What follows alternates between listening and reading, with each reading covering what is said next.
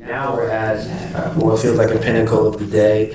You've gotten a lot of tools and resources. Shout out to all of our deans for curating the experience, and we're excited to continue this conversation as we now go into our keynote conversation with Joe Perez.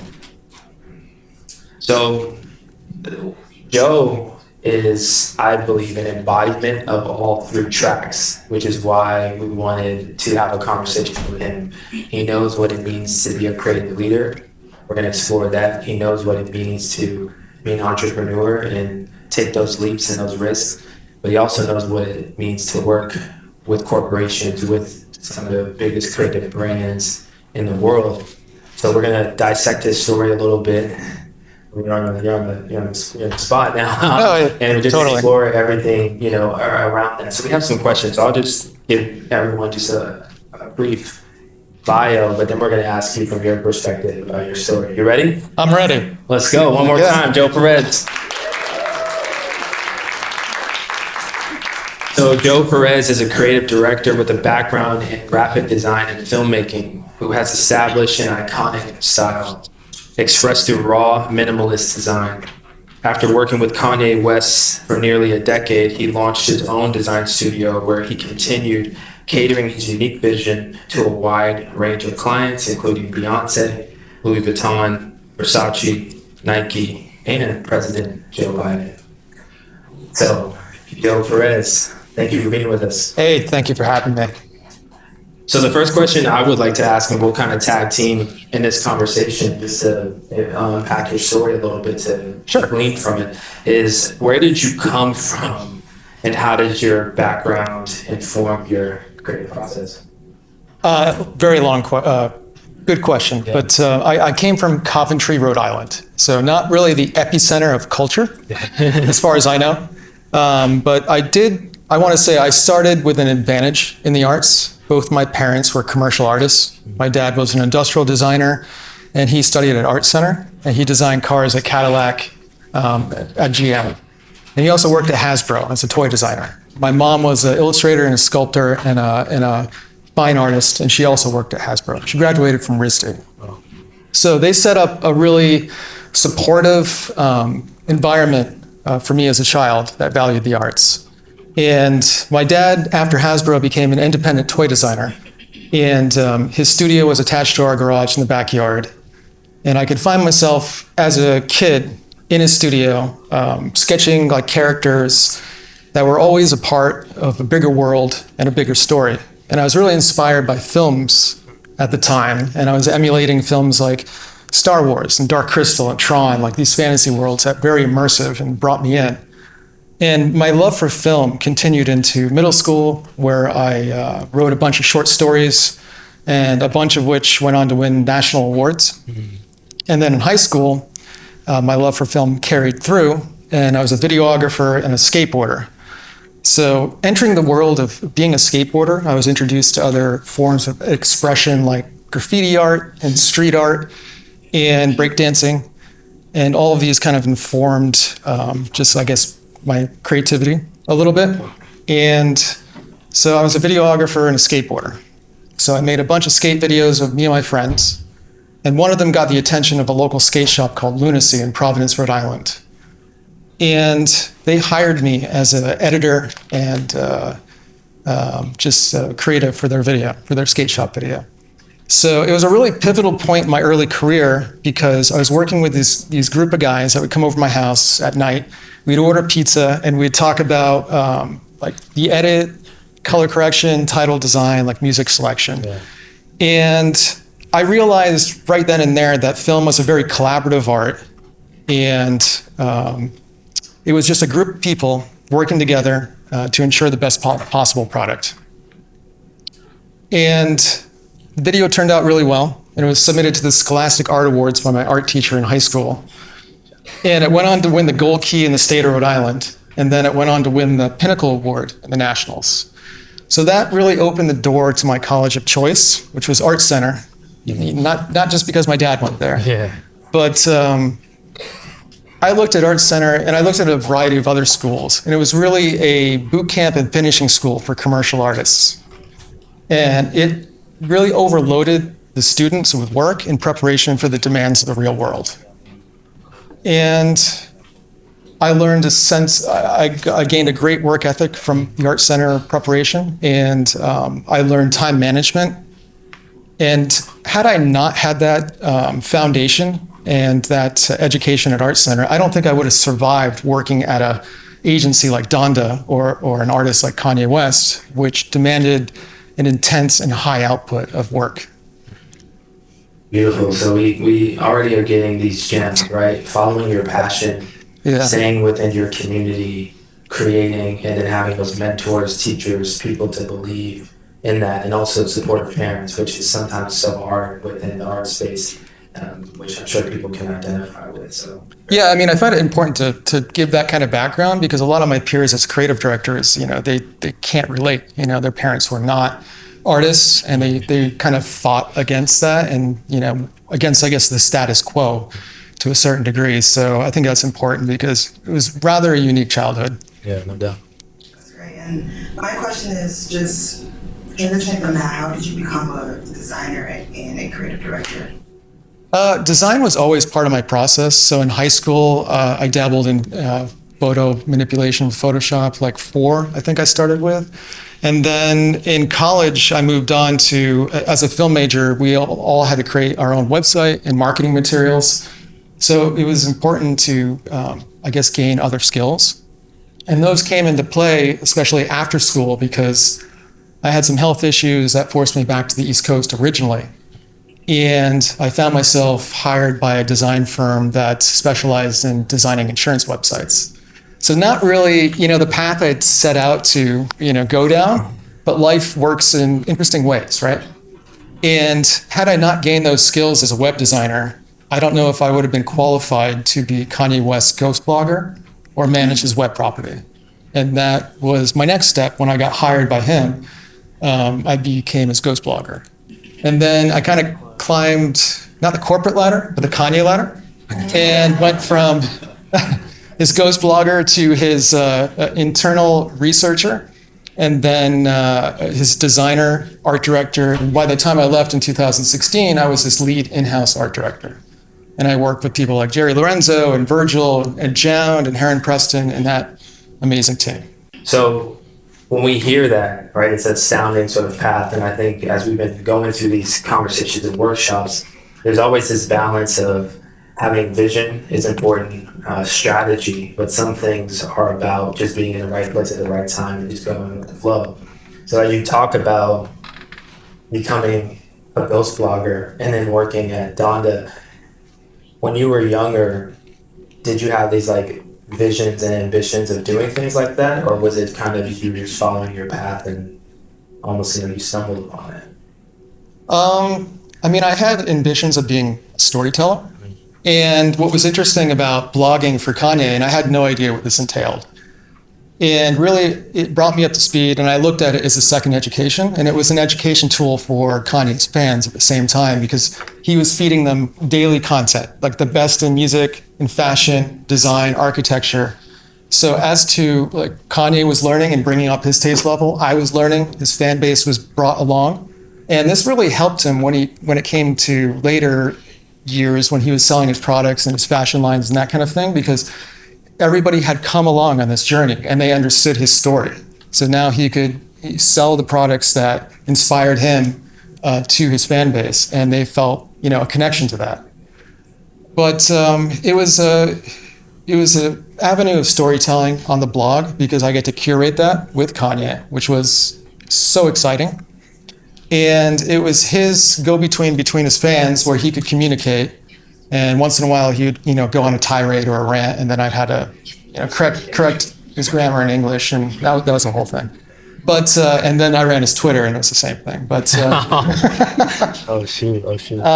but yeah, I mean, I felt like it was a part of storytelling, and it was just another part of the path that may have not have made sense at that time, but I knew it was a stepping stone, and I knew this doorway into this world was a career path that I could make the most of. And it was really about making the strategic connections while I was there and working with music artists in and outside of the Donda and Good Music umbrella. So how much of that was strategic and how much of that was just being at the right place at the right time? Well, I guess the strategy came into play when I was at Art Center, because on day one as a freshman, I looked at, I'm in an incredible institution filled with talented, driven people, right? So I decided to build my peer group and my friend base based on characteristics of intelligence, ambition, like driven, somebody that I thought was going to be successful. And from that peer group and friend group, one of my friends went on to be hired by MTV, and he worked on like the BTS making of the album. And one of the albums that he worked on was the making of one of Kanye's albums. So it was this, I forget what the name of the show was, but Kanye liked and enjoyed him so much and working with him directly that he hired and poached him from MTV. Yeah, so, and then that was my friend. So years later, it ended up that this is the person that brought me into the circle. So you never know where those connections might lead you, and you should always stay positive and, you know, make as many friends as possible, because you just never know. You never know where anybody's going to end up, especially if they're driven and they have a lot of talent. So off of that, how did you, so your friend connected you to be a part of the blog. How did you then get the call, if you got a call, if you had a story from Kanye to say, no, I want you to come like design and work and research? Yeah, so about 2 years later, I get a call from Toby, and we had stayed in contact over the years. He was a great friend, Toby Spellman. And one night I was eating dinner with my girlfriend, and I get a call, and it's Toby. And Toby's like, hey, I got Kanye here. And before I could say anything, I was talking to Kanye West. And he gets on the phone, he asks me, he's like, I gathered all my people together, and Toby told me that you could manage my website and run my blog. Would you like a job? And I immediately said yes, without any previous knowledge of what that entailed. And what that entailed was, going out and finding like the coolest new fashion, design, architecture, music, and everything of what's happening in today's culture, and then posting it and kind of like synthesizing it and posting it on the blog. And it was a really intense moment, because when he hired me, it was supposed to be a part-time position. And I was working as a full-time web designer at that insurance design firm that I talked to you about. And so my day started working full 8 hours designing insurance websites. And then I would come home, I'd have an hour break, I'd have dinner with my girlfriend, and I'd go 6 or 7 hours working on Kanye's blog. And I kept this up for a year before I got sick, and I got really sick. And I told Kanye I could not keep up this pace. So he came back and he offered me a full-time position. So then he brought me on, and I was full-time blogging for Kanye. So I went from 6 or 7 days a week at, a 12-hour schedule to 7 days a week working for Kanye. And it was anywhere from 8 to 12 hours. And then that continued for the next 7 years. And it actually increased when I was a designer, because there was multiple projects. So there would be some days I'd be working 16 and 18-hour days. And this would be for months at a time. Wow. Sorry, I got lost there. You're living it. It's coming back. It's coming back. All right, well, just real quick on that. Sure. You, especially because we can see the output, right, of the work. Right. But could you walk us through a little bit, especially as a designer and climbing up to becoming a lead art director, what that was like in terms of not just your work schedule, but what sorts of things were you doing, and why do you think Kanye also kept you in the fold for as long as he did? Well, he almost fired me. But I mean, this was like a regular thing for a lot of people. But in between my blog years and becoming his lead research assistant, there was a time where Kanye got too busy because he launched his first fashion line, and he was going on tour, and he didn't know if he wanted to upkeep the blog, so he shut it down. So I was out without a job essentially. And I was just sending him, I kept sending him the latest of whatever, for the blog, just to kind of keep him in the now. And he sent me this email, and I had been dreading it at the time. And it was just, he didn't write a lot. It was just one line. And it was, "Hey, I'm thinking of letting you go." That's how it starts. So I sat there and I stared at this email for hours, right? And then I thought about how Kanye really thinks and operates, and he loves to hear nothing but positives. So I crafted this email that was like, "I think that's a bad idea, and here are the reasons why." And I live right next to the RISD Library, which is the largest art depository on the Eastern Seaboard for art books. I can be your research assistant. I have a background in design. And then I listed a bunch of other positives. And he never fired me.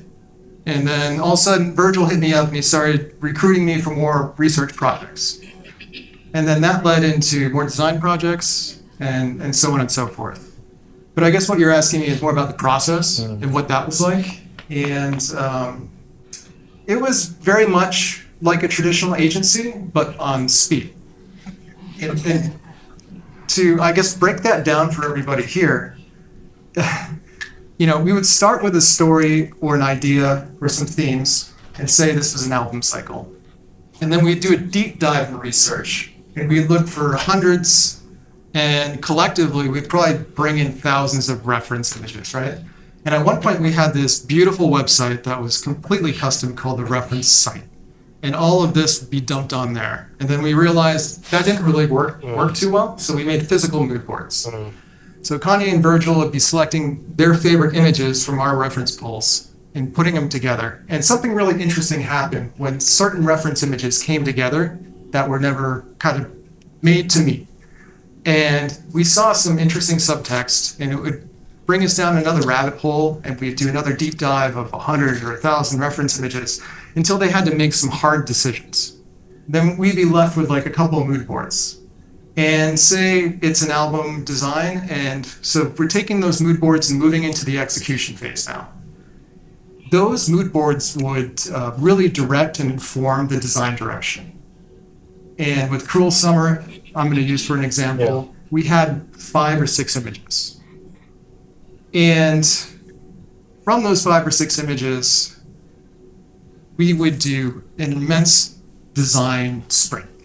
So there'd be hundreds of design options. So for Cruel Summer, I designed 325 options to get down to one cover. And this is just one person. And collectively, we'd be designing thousands because there'd be Virgil and Heron and Matt Williams all kind of pitching in. And this was just for the cover. So for, there'd be hundreds of options for like the CD, and then hundreds of options for the poster that went inside, and hundreds of options for the packaging, the marketing materials. So, and what this did, this was Kanye's methodology. It was such a big push that it pushed us into this space that felt new and fresh. But when I looked at the mood boards, even though we were in this completely new space, it still retained the essence of the source material, which I thought was great. So we never really veered off course, and we could tell that, the reference and research phase really was ingrained in us. And, it kind of was part of us at that point because it took months to get through just a single phase. Beautiful. Yeah, cool. So you worked with Kanye, obviously, but you also worked with a bunch of other major artists like Yeah. Kanye, Beyonce, Big. How was that like? It's great. I'm going to categorize the artists I worked with like hurricanes. I guess maybe too soon, but so I'm going to categorize them as A, B, F, and H. So we're going to start with A. In A, I would say the artists that fall under A would be like Pusha T. So with Pusha T, he invited me into the studio while he was putting the finishing touches on his album, King Push. He sat me down, he played each track individually, and he was there and he rapped the tracks, which was amazing. It just, probably one of my favorite experiences working there. And between each song, he would stop and he'd go through the lyrics and he would explain, what inspired the lyrics, the stories, the themes behind each track. And very, quickly I could see how the whole album came together as a cohesive story. So that kind of immersive experience that the artist gets to throw you into in the studio, there's nothing like it. And there's this direct line of communication and dialogue with the artist and a sense of trust that brings out some really great ideas, because if you don't have that kind of dialogue and trust, you may be afraid to share what you're really thinking. And then another artist I just recently worked with, Destroyed Lonely, I would still say in the A category, where we had an initial Zoom call and it went really, really well. And then we exchanged our contact information and then exchanged references and mood boards via text. And then we'd be in constant contact over phone calls on every piece of the puzzle. And it's great to have that line of communication always open with music artists, especially because being in the music industry, they change their minds on a daily basis. So, I mean, they're just in the scene. You never know what they're going to be exposed to or what's going to inspire them and how it's going to evolve. So that is just an invaluable line to always have open. So that's the A category.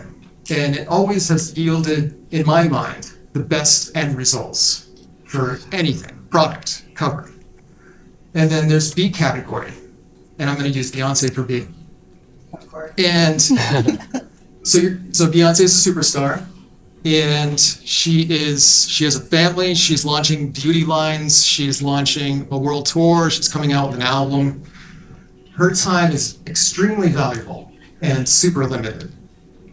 So she has a brilliant team that she's put in place that is kind of lockstep with her creative vision and where her mind is at as an artist.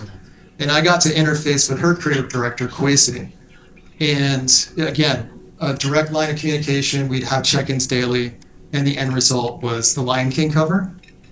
And it's got to be one of my favorite projects and covers that I've worked on the last 7 years. And I would say B and A are pretty close. Okay, so we're getting to F category where it gets bad. And these are the projects I no longer take on because I'm at the point in the career where I'm just like, I just can't deal with the headache anymore. And this is when a manager hits me up and the creative has already been set and the photography has usually already been executed. And they want me to design a cover or basically execute on one piece of the puzzle at this point. And I'm often a silo.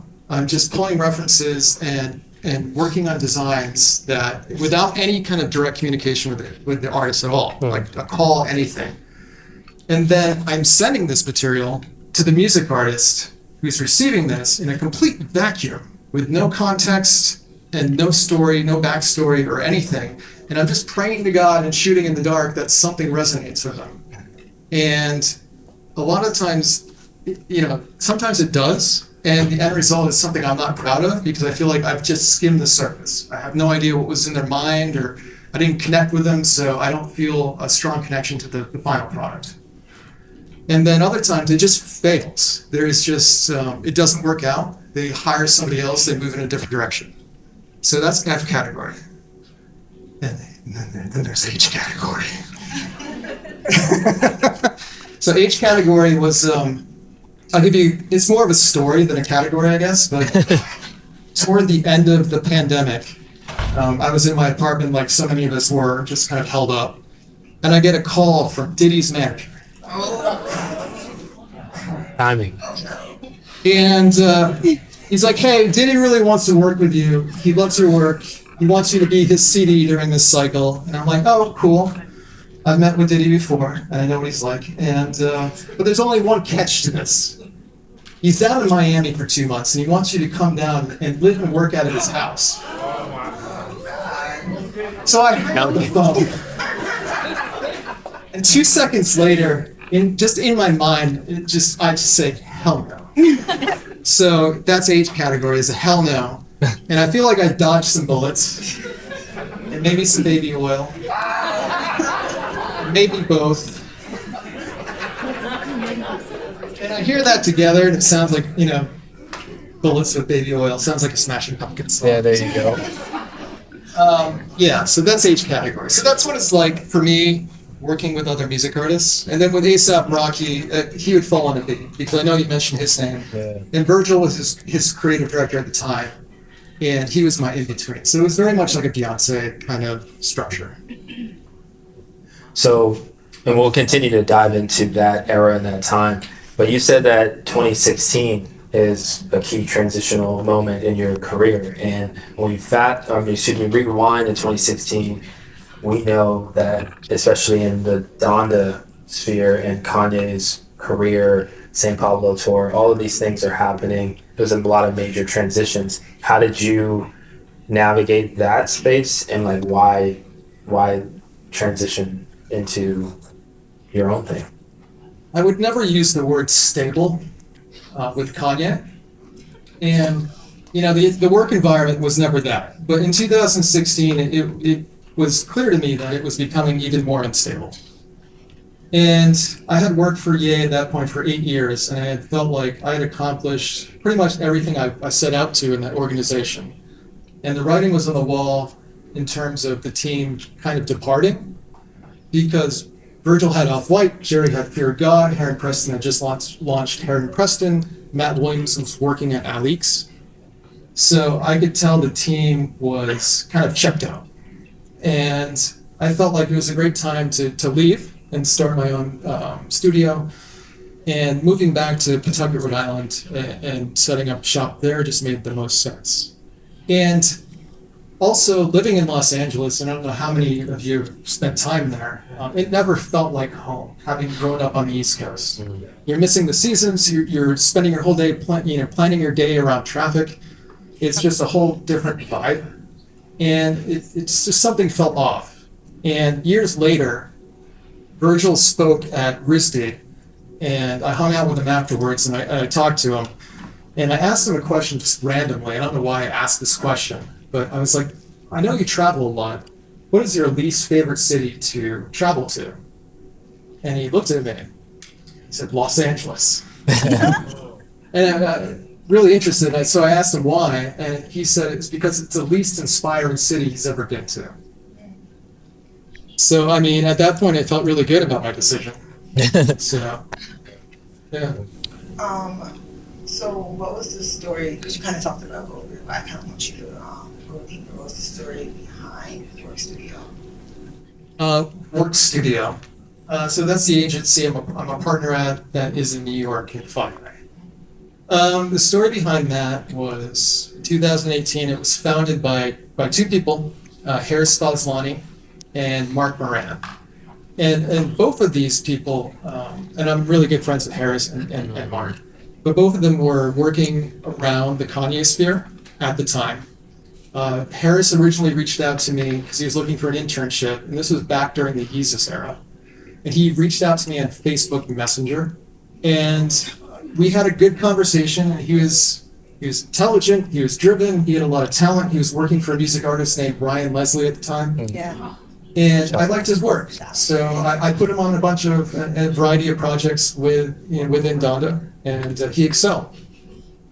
And then later, one of my peers, one of my friends from Donda, Nate Brown, left, and he started his agency called Institute in New York City. And he hit me up, and he was like, hey, do you know any designers in New York? Because I need somebody right now. And Harris actually hit me up at the same exact time, saying, you need a design job to stay in New York. So I connected the two, and it worked out really well. Harris worked at Institute for, I think, 3 or 4 years, and then moved on to work at Barron & Barron, which is a design firm in New York. And then he felt like he outgrew that and wanted to start his own agency, and he had become friends with Mark. And I knew Mark because he was one of the founders of RSVP Gallery in Chicago with Virgil and Don C.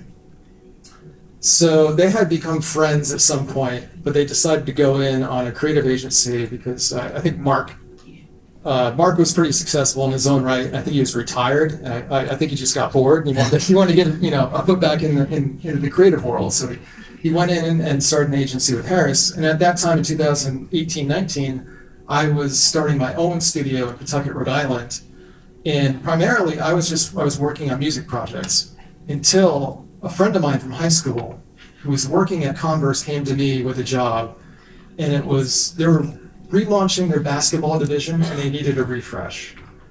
And I thought that was really interesting, so I took it on, but I realized my studio was a little bit more free form, having worked with a bunch of music artists, and it didn't have the structure to work with, corporations or more corporate projects like a Converse or a Nike. But I know that Mark and Harris and WØRKS had that structure.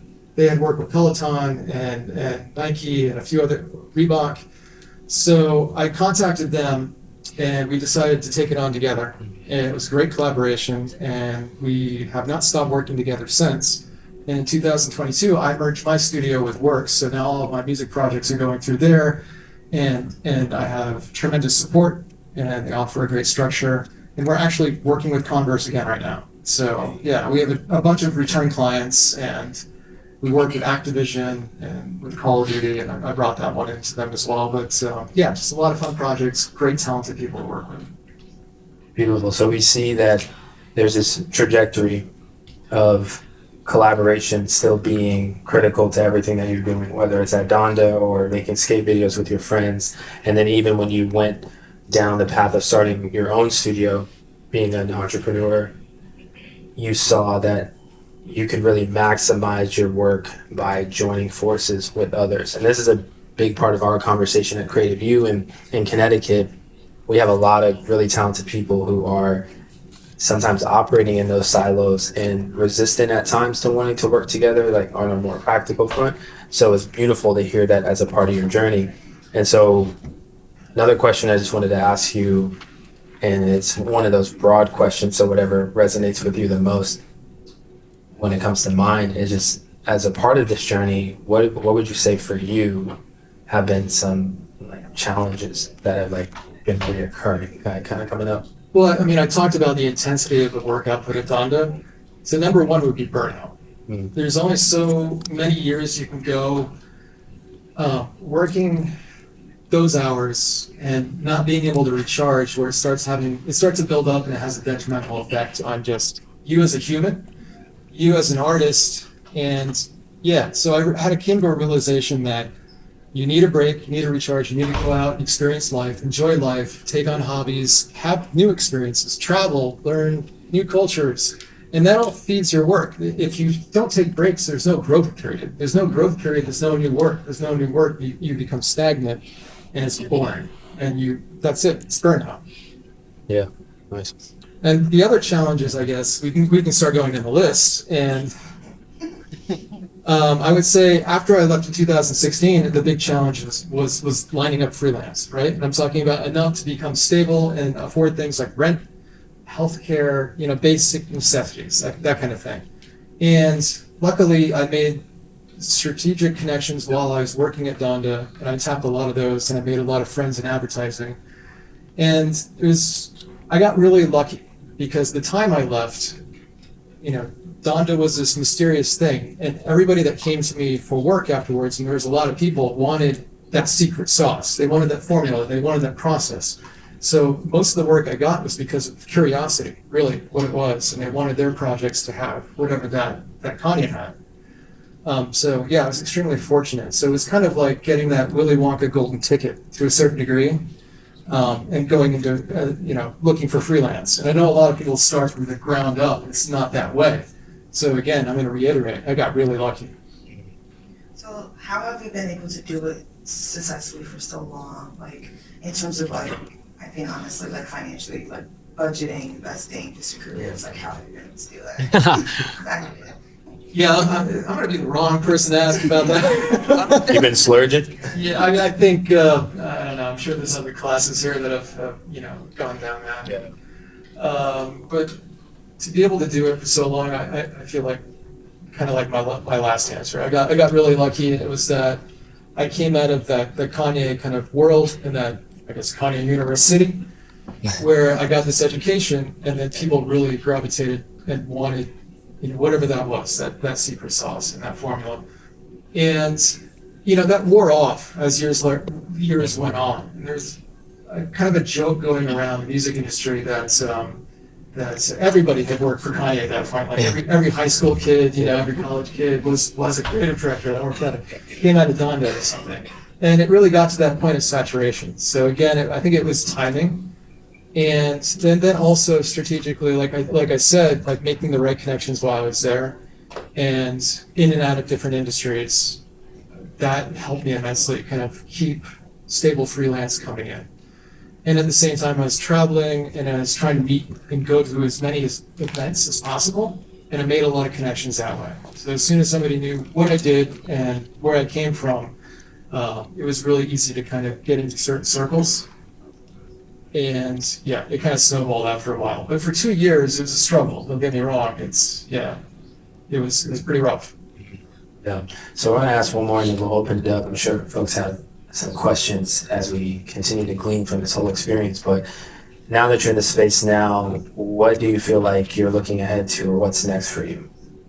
I'm really focused on WØRKS and working with Mark and Harris to grow that agency. And I think we're just getting started. I mean, it's not even 5 years old. So we have a lot more to do, a lot more to accomplish. And now that we're out bringing in music artists, I think that kind of opens the door to do some really cool experiential stuff as well. So I'm really looking forward to what that can be and just focus full time on that. Cool. And then really randomly, my other passion, which is what I'm probably going to do after this, is go to Mohegan Sun, play poker. So I've been a poker player for 21 years, and I just took it seriously over the last 2 years, right? I'm putting in the hours, I'm studying. I actually hired a poker coach. Wow. And This is real. This is a real. Yeah, it's real. It's a real thing. I'm a low stakes player, but I'm actually now in the 95th percentile. I'm a profitable player, and I'm hoping to jump up stakes in a few years, play for thousands, if not tens of thousands of dollars. So it's like a passion that's kind of been fun. So. That's awesome. That's awesome. Thank you so much. So as we wrap up, we've got some questions. Hello, look at that. You've ignited. All right, so let's start here.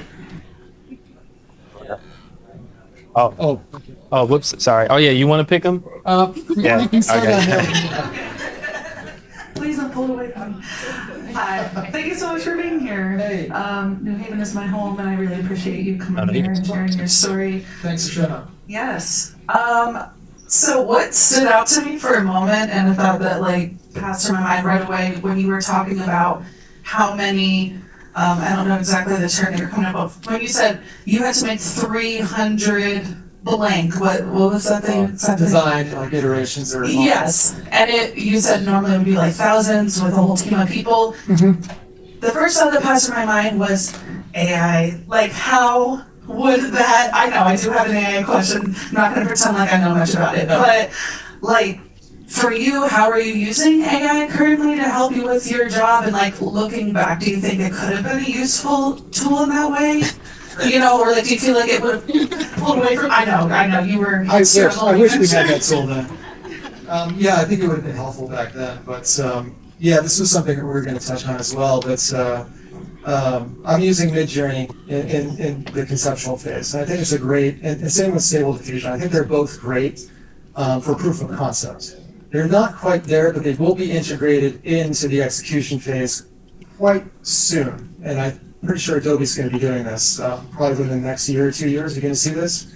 So right now, A and B, A being concept, B being final product, so it's going to enter into this in-between area. And yes, you're going to have this AI tool that is going to be able to emulate your style and design thousands of options in a matter of seconds. So I don't know what that's going to do. It could be a replacement tool. And I do see some negatives already happening with AI in terms of collaboration. A lot of young designers that I've been working with work in music. And since the pandemic, the budgets haven't changed. If anything, they've gotten smaller within the music sphere. And what that's forcing is these young designers or creative directors limited budgets where they can't hire illustrators, say if a project calls for illustration like a merch project. So now they're turning to Midjourney or Stable Diffusion. So they're missing out on this collaboration and working with another human where this magic could happen and trading of ideas that's just never going to take place. Yeah.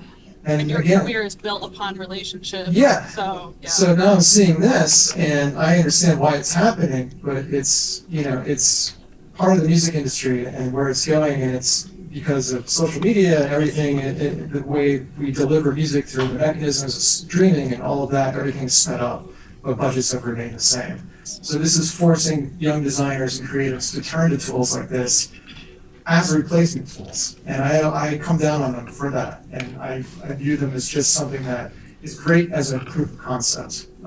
But yeah, there'll be a tipping point where I really don't know what the future has in store, but it worries me in that regard. Cool. You go over here.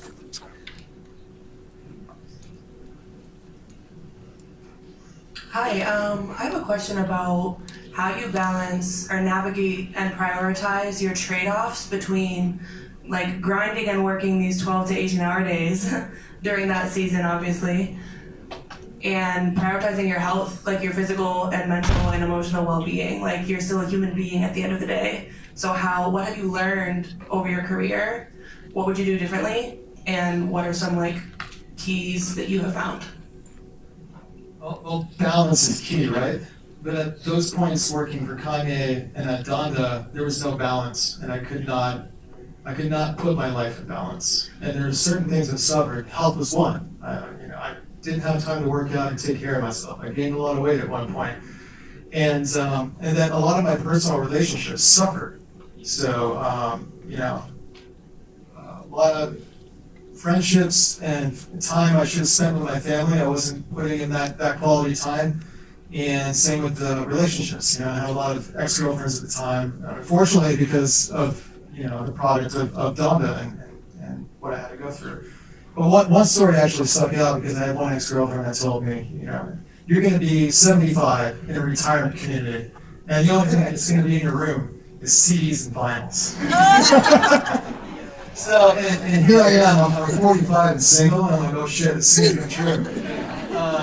But yeah, I mean, it's, now that I'm outside of that, it's easy for me to say, like, everybody here needs to find their balance and set boundaries, but that's not always the case. It's just like, if you find yourself in a high-stress environment, like working for a Donna, you realize quite quickly, you have to make conscious decisions that this is going to make my career, and yeah, for a certain amount of years, it may be at my detriment, And it's just like, but nobody should really have to say that, and I hope music is changing, and I feel like with a lot of movements going on, it is. But yeah, it's hard for me to say that. And I know other young creatives in the industry, like working for other top-tier artists, and balance is really not part of their life. So yeah, I mean, at some point you hope to kind of, I guess, put plans in place so you have a healthier lifestyle. But it's extremely hard to balance when you're in a situation like that, and you have to make tough choices, unfortunately. Oh, I'm passing you, so I'll go up and around like that. You can help too. Yeah. I wonder what you think about having so much culturally significant work that millions of people have seen, but you're kind of in the shadow or invisible a little more in some way. That I think most people I know can recognize your work, but not you. Is that something that you like to be a little bit in the back? Would it? I'm fine with it. Yeah. Yeah, I mean, originally I wanted to be a commercial music video director, and the same thing. I wanted to be behind the camera instead of in front of the camera. Yeah. But with seeing your work going out to the masses, and while I was working for Kanye and was at Donda, as soon as we finished the project, it would go out. So we get to see this reaction in culture in real time, and it was exhilarating, and it fed our energy, and it kept us going. So yeah, I didn't really care if I was behind it and not the face of it, because it was a team effort, really. It wasn't just me, it was Virgil and Kanye and Aaron and Jerry and John and all those people. So, and everybody just knew us as Donda. So, and then afterwards, I didn't really care if I was the face of my work. And eventually, it's like, yeah, when I started doing high-level collaborations to say like Joe Biden's merch and stuff like that, my name got out there. But it just felt like the right moment in time. I just didn't want to step on anybody's feet. And when you're in a team and you're working in a team environment, it's not just you. So. Sorry, I'll just ask one more question. A lot of these, there's so many iterations. I think the hardest thing I find myself as an artist, a lot of people do, but when to let go and step back and to stop kind of screwing with it and having those like hands-off phase, because sometimes you ruin it by continually iterating. What's helped you? Is it different every time, or yeah? Well, back when I worked on a lot of covers with Virgil and Kanye, it was whenever Kanye told me about the gerbil wheel. That's really what it was, you know. So until then, I was still on the wheel, just doing my thing. Later, in my own studio, I found that I would keep doing. I kept going down that lane of methodology because it helped me focus. It's funny because I had OCD as a kid, so it was kind of a way for me to channel my OCD into something productive. And I found out that, it just helped me kind of fine-tune things from a creative perspective. And I think when you do that many options, like you find out also something about yourself, like what are your physical limitations? Like with Cruel Summer, I finished that project in bed with ice packs on my elbows and my ankles because I had been sitting at a desk for so long. I had tense elbow, my ankles had swollen up. So there's a point at which it's too much. And, I feel like I'm talking about all my trauma. Alright, I think we're gonna do like 5 But yeah, more. just two more. Yeah, because of time. Yeah, and then if you want to come keep talking after, feel free. Yeah, you can pick the next one. I don't want to end humanity. Yeah. Oh, I'm gonna go. one back here, right? No. Oh, right here, and then. All right. Then you can pass it back. Perfect. So my question, as a researcher and a lead designer, how much of your process requires you to study human behavior, right? So when you're designing things, what are some strategies too? So are we looking at color? Because I'm sure Kanye, we're gonna use this color, this palette, this font. Like how much of that is important? And what are some strategies? I think the strategy part comes more into play now that I'm working with WØRKS agency and more corporate clients because then the psychology of say color comes into play across different industries. If you're working in more of an investment sector, it's like certain colors equal stability, and growth and that kind of thing. With Kanye, he had his own color palette. I mean, because he had synesthesia, when he heard music, he saw colors. And the colors he saw blew my mind because he'd be like, okay, I want this red. And then it would be like hundreds of reds just out there. And he was so specific in the color wheel of what red he wanted. It just opened up my mind. It blew my mind, basically. So working with him was really interesting, and how he saw colors, how they related to music, the emotions that he related those colors to. And that's why you saw these interesting color palettes with his Easy clothing line, because all of those had some sort of emotional resonance with him in a deeper way, where he would express that. And I don't know if you ever heard Kanye talk. It was kind of hard for us to decipher, but we kind of got it. It made an emotional connection. But yeah, it comes much more into play with the corporate jobs, more so. So I'm an illustrator, and I would always hate that stage where you have to send a rough draft to someone. And so I was curious, with clients this big. Me too. Yeah. How do you know when the draft shows your idea well enough that they're going to get what you're talking about, but you're not wasting time putting details in? So I'm gonna keep going back to Kanye and my time there, because that's really when I started doing a lot of design work. We only sent finals to him, or what we felt like were finals, or close to that, because that's what he wanted to see. So it was a lot of detail-oriented work, and that's the kind of work I continue to do today for clients, because I noticed that a lot of them aren't of a visual mind, and they can't, they can't visualize what this could be. So I'm trying to get to as close to the final concept or piece of design work as possible, and that really kind of set the stage for me. And I still employ that with my own studio and also with WØRKS. So yeah, I think it's as close as possible is the best to do. You want to do a bonus one? Yeah. It's right. Yeah, you win. We'll go here and then here. Okay. You win. Yeah, you win the bonus round. Hello, Ms. Perez. Thank you for coming here. So I just have one quick question, but before I ask this question, I just wanted to give you a little gift for your time Go. for coming here. I'm just gonna slide on by. Sorry, I just almost kicked the water bottle over, broke my neck. Appreciate it. I design wearable art, and my brand is Sublime by Clothes. I'll give you a cold piece of Sublime right here. And if you want to open that up as I make my way back.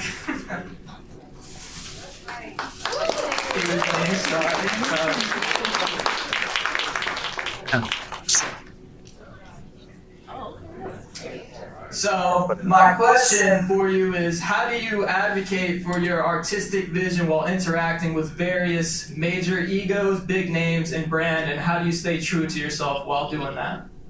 Question. Can you repeat the first part? Sorry, the colors threw me off. I keep it bold and sublime. So I said, how do you advocate for your artistic vision while interacting with various egos, big names, and brands, and how do you stay true to yourself? I try to keep my ego out of the equation. I don't fight for it, and I gravitate towards music artists and/or clients that view working with me as a collaboration. So I think that's a great way to go about it if you want to keep your vision intact, because really it's a trading of ideas, and you do get some of your vision through. I mean, it's also a compromise too, and that's what a collaboration is at the same time. So so I advocate for that by starting at, is this a collaboration or not, or am I just solely signed on to be whatever, your designer, doing whatever your whims, you know? And I'm at the point in the career where I'm lucky enough to be able to pick and choose who I work with, and it's basically that kind of structure that I go after, and that's what I talked about, like category F. You know, those are the people that just hired me for being a designer and like a robot, basically.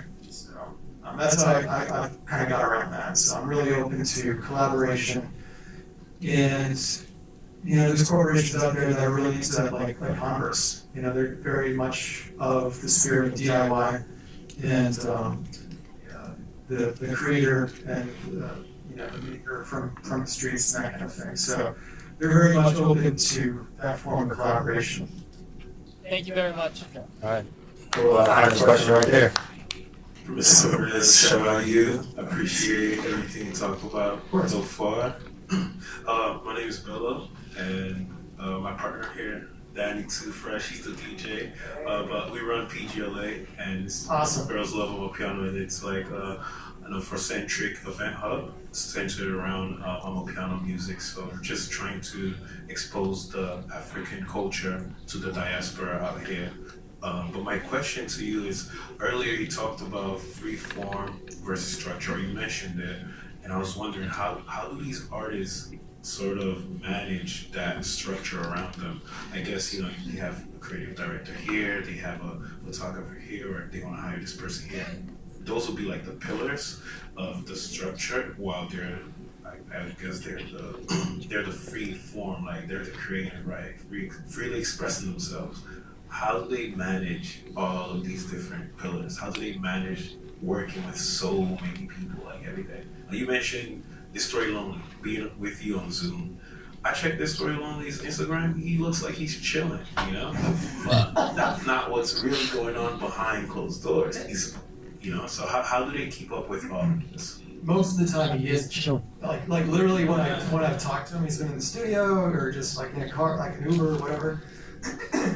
But I want to say that I don't know. Like to me there is no structure, and that's, you know, it's part of kind of like the inside joke a little bit. But they do bring on creative directors to form that structure, to set a creative, to set a story in place, to hire the day players, the designers, the music video directors, the photographers to execute everything, and you're kind of like the in between, and relaying that the artist vision along with your own, what you can add to it, to the rest of the day players to make that happen.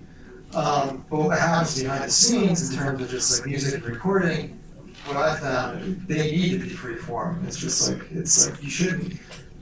That's like fine art. You shouldn't have a structure. You know, it should be a structure in the sense where, yeah, you need to get the album done, but at the same time, it's like you want to create a great album. I feel like a lot of that's being rushed now, and you know, people aren't going to the studio and looking at it as like a painting. and that's the way it should be treated. So yeah, I think it should still be like an open, free form thing that they're creating. But when it comes to the actual product, yeah, I mean, you need a lot of structure around that. So that's my job. Got it. Thank you so much. Awesome. One more time, everyone give it up for Mr. Joe Perez. Thanks for being with us. Thank you all for being here, being a part of this. So we're going to continue the conversation, but we wanted to, as an additional thank you, present you with a custom collaboration, Dead by 5 a.m. Creative Views varsity jacket. So you got a lot of gifts today. So the designer was right there. Thanks for doing this, and well, let's keep these conversations going. And thank you all. Do you have a good creative view today? So, yeah, there's more. You got more goodies. We got shirts and other things. Oh, wow. Thanks Thank again you. for doing this. And I know I got a lot out of it. And let's just continue to, I think, a core part of what Joe shared with us today. It is about authentic collaboration. So don't overlook your friend who's really talented because you want to climb upwards, right? I think that's a real big misconception that people who make it we're just reaching up all the time instead of like reaching around to like bring people close together, because he's talking about his friends from high school who are now doing these incredible things. And so putting that time in, let's not overlook one another or diminish one another's value or talents or abilities. Let's come together and really make Connecticut the epicenter it can be for arts, culture, and creativity. Well said, sir. Transition to the VIP meet and greet with Joe, and then you guys also have your ID cards as well, so they're upstairs and ready for you. And then yeah, thank you guys so much. Yeah, Creative View is going to continue. So thank one more time. Let's give it up to all the partners, everyone. Thank you so much for being here. Thanks for being a part of this. Entrepreneurs, creative leaders, creative workforce. We're open and wanting to continue the conversation. And we did a raffle. Oh, that's right. We can do a raffle to win a chair. Do we know who the winner is? Got it in my pocket. Y'all don't mind if I just pull it out of my pocket? That's wins? Yes. All right, we trust it. 6. Congratulations. Oh, no, you're not here. Call the next one. You missed it. Next one. Starfits. Should I do another one? Another person. Yeah, do another one. What? Wait, are we doing one or two? What's the one? Mike last. And- Mike.